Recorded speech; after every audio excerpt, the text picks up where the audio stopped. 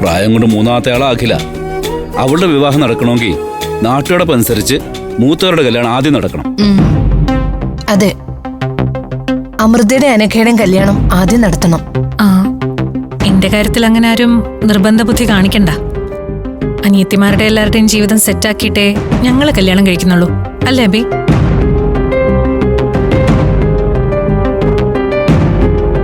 അമൃതേച്ചിയുടെ അഭിയേട്ടനെ കല്യാണം എന്ന് നടക്കുന്നോ അന്ന് മതി എനിക്കും കല്യാണം.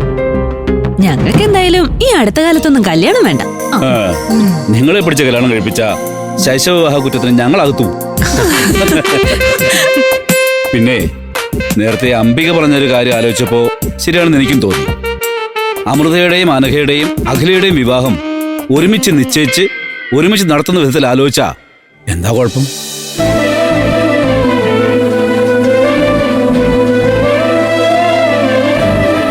മൂന്ന് പേർക്ക് യോജിക്കുന്ന പങ്കാളികൾ കൂടെ തന്നെ ഉള്ളതുകൊണ്ട് ഇനി നീട്ടി വലിച്ചാലാ നാട്ടുകാരോന്ന് പറയാൻ പോകുന്നു.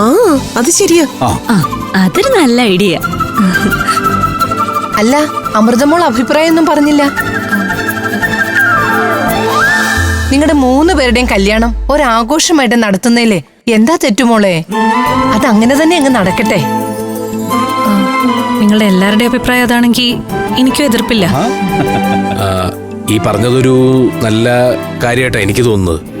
3 കല്യാണം ഒരുമിച്ച് നടത്തിയ ചെലവും കുറയില്ലേ, അല്ലേ? കണ്ടോ കണ്ടോ, അഭിയേട്ടൻ ഇപ്പൊ തന്നെ ചെലവിനെ കുറിച്ച് ചിന്തിച്ചു തുടങ്ങി.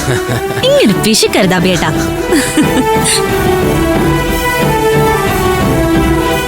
അല്ല, ഇനിയുള്ളത് വിവേകിന്റെ ഫാമിലി ആയിട്ടുള്ള ആലോചനയാ.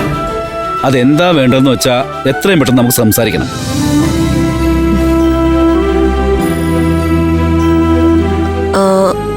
ഒരു മാസത്തിനുള്ളിൽ നടത്തണമെന്നാ ഞാൻ കരുതിയത്. അത് പറ്റിയില്ലെങ്കിൽ 1 മാസത്തിനുള്ളിൽ എൻഗേജ്മെന്റെങ്കിലും നടക്കണം.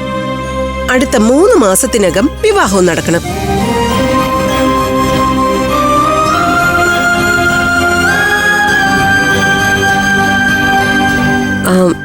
എനിക്ക് ചില കാര്യങ്ങൾ അമൃതയോട് തനിച്ച് സംസാരിക്കാനുണ്ട്. എന്തെങ്കിലും പറയാണ്ട് ഇവിടെ വെച്ച് പറഞ്ഞാൽ മതി. അങ്ങനെ ഒരു രഹസ്യ സംസാരമൊന്നും വേണ്ട.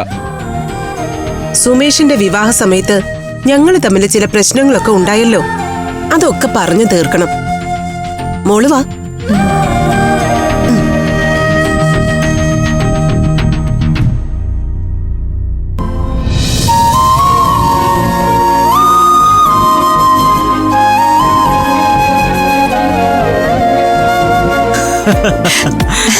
അതിരിക്കട്ടെ ചേട്ടാ, ഫോണിങ് തന്നെ നോക്കട്ടെ. അല്ല, അത് വേണോ? വേണം തന്നെ. അതെ, പാസ്വേഡ് മാറ്റാനാണെങ്കിൽ അത് ഞാൻ തന്നെ മാറ്റിത്തരാം. അങ്ങനെ ഒരുപാട് ബുദ്ധിമുട്ടണ്ട. ഒരു ഫോണിന്റെ പാസ്വേഡ് മാറ്റാനൊക്കെ എനിക്കറിയാം. അതിന് പഴയ പാസ്വേഡ് അറിഞ്ഞാൽ മതി. അതിപ്പോ നാട്ടിൽ പാട്ടാണല്ലോ.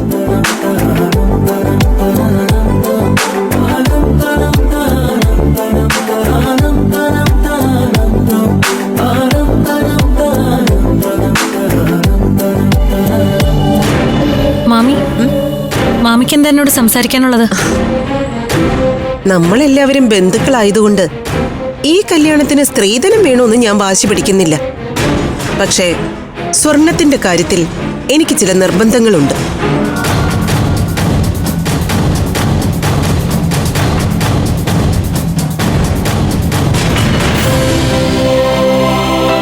എന്തുണ്ടെങ്കിലും അത് മാമിക്ക് എന്നോട് തുറന്നു പറയാലോ.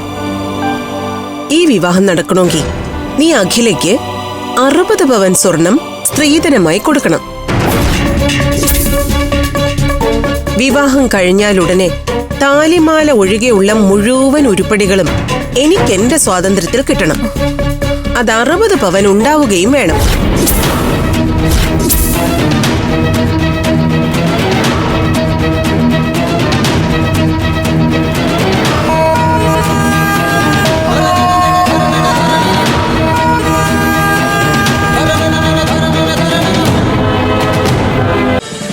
ഫ്ലവേഴ്സ് ഒരുക്കുന്ന കാഴ്ച വസന്തം യൂട്യൂബിൽ പ്രേക്ഷകർക്ക് ലൈവായി കാണാം. ഫ്ലവേഴ്സ് കോമഡിയിൽ ജോയിൻ ചെയ്യൂ, ആസ്വദിക്കൂ.